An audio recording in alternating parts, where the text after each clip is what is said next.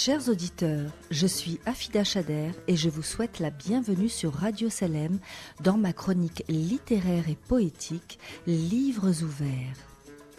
Aujourd'hui, j'ai choisi de vous lire un extrait tiré du livre de Azouz Begag, Le Gaune du Sha'ba. Né le 5 février 57 à Lyon, Azouz Begag est un homme politique, écrivain, diplomate, chercheur français en économie et sociologie. Il est chargé de recherche au CNRS. De 2005 à 2007, il a été ministre délégué à l'égalité des chances sous le gouvernement de Dominique de Villepin. Écrivain à succès, il est l'auteur de plus d'une cinquantaine de romans, dont plusieurs s'inspirant de son enfance dans le Gaune du Sha'ba en 1986. Ou encore l'hommage rendu à son père dans le livre Le marteau-piqueur 2004. Il est aussi parolier de chansons et le scénariste du film Camping à la ferme en 2005, où il expose sa vision d'une France multiethnique. Aujourd'hui, j'ai décidé de vous présenter son premier succès et de loin le plus connu, puisqu'il a été adapté au cinéma en 1997 par Christophe Ruggia, Le Gaune du Sha'ba. Le Gaune du Sha'ba relate l'enfance d'Azouz Begag au début des années 60. Il a grandi dans un bidonville situé en bordure du Rhône à Lyon, où les conditions de vie sont misérables. Et très vite, l'enfant réalise que l'école est sa seule planche de salut. Il se livre donc avec ardeur à ses études, malgré les railleries de ses pairs, peu habitués à ce que l'un d'entre eux se distingue sur les bancs de l'école. Dans cette chronique d'une enfance difficile mais heureuse, qui tire sa tendresse d'un formidable pouvoir d'évocation, Azouz Begag restitue toute la saveur du langage du Sha'ba. Un mélange haut en couleur de langue natale et de langue d'adoption. C'est aussi un roman qui lance un message d'espoir en faveur de l'intégration par le savoir, sans le renoncement à son identité.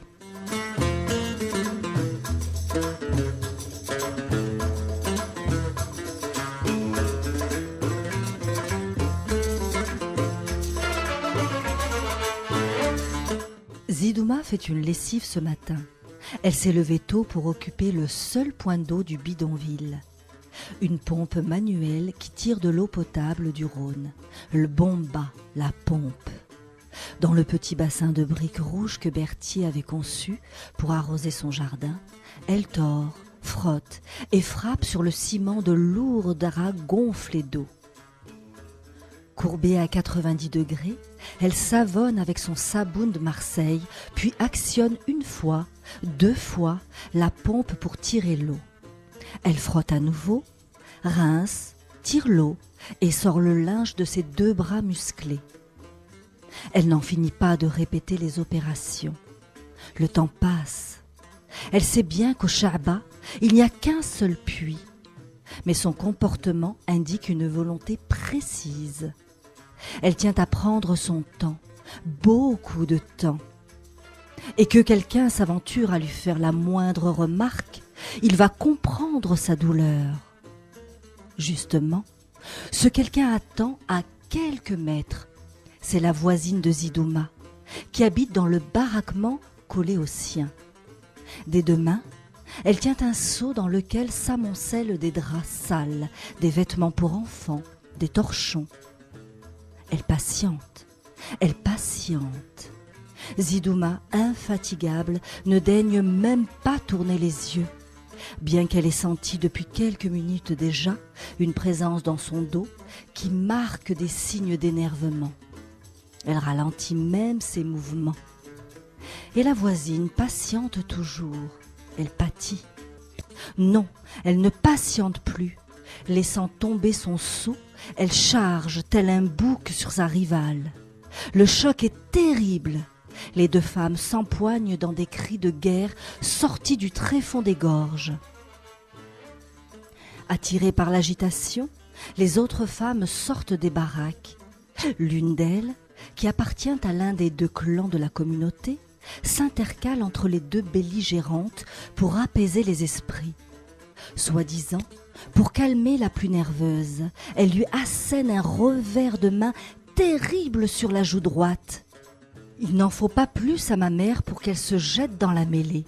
M'abandonnant à mon café au lait, elle met en mouvement sa solide ossature en maugréant. Je ne tente pas de la retenir. On ne retient pas un rhinocéros en mouvement. Je finis mon breuvage à la hâte pour aller assister au pugilat. Je ne sais pas pourquoi, j'aime bien m'asseoir sur les marches d'escalier de la maison et jouir des scènes qui se jouent devant le bomba de la bassine, le bassin. C'est si étrange de voir des femmes se battre. Clan contre clan, derrière les ténors du Sha'ba, ma mère et ma tante Zidouma, les femmes s'empoisonnent la vie. Qu'Allah te crève les yeux, souhaite l'une.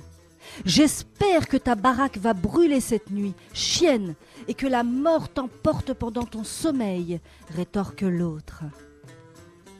Je ne savais pas que les femmes possédaient de telles ressources.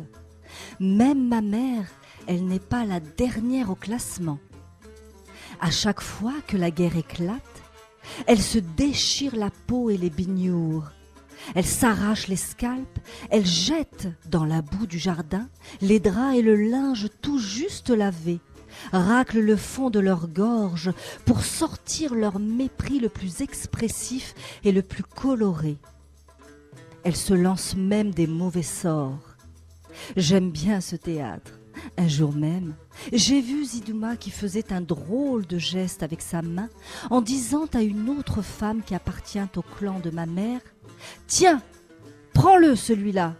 Elle montrait sa main droite dont tous les doigts étaient tendus sauf le majeur redressé à la perpendiculaire. L'autre a injurié comme un démon avant l'hystérie totale.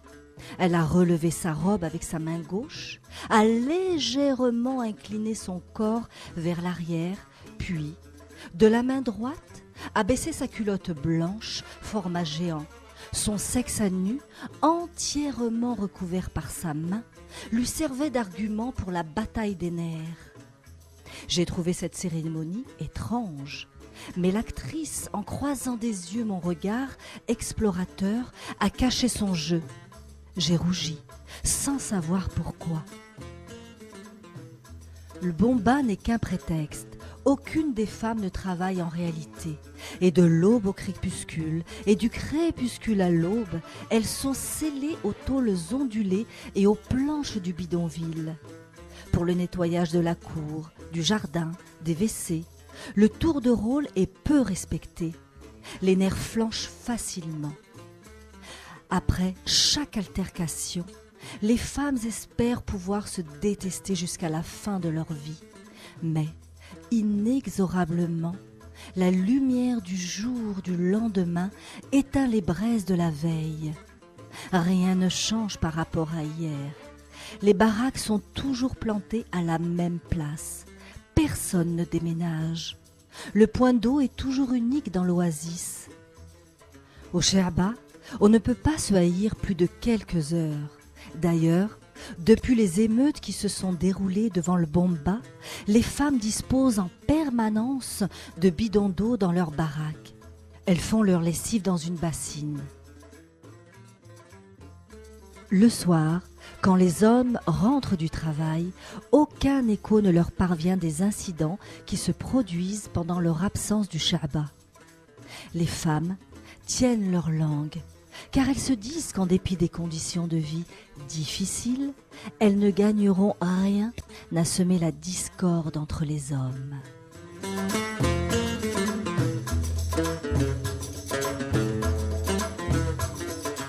Azouz Begag, le gaune du Sha'ba.